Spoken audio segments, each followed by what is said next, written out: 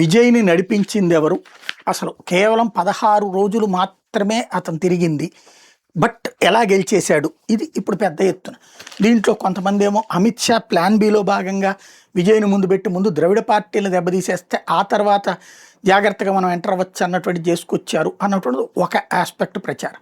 రెండోది వచ్చాడు ప్రశాంత్ కిషోర్ అని. ప్రశాంత్ కిషోర్ 2 ఏళ్ల క్రితం తన ఛానల్లో చెప్పుకున్నటువంటి మాటలు తప్ప ప్రశాంత్ కిషోర్ని అతను అంగీకరించలేదు. ప్రశాంత్ కిషోర్ ప్రపోజల్స్ని విజయ్ అంగీకరించలేదు. దాంతో వాళ్ళిద్దరి మధ్యన సెట్ కాలేదు.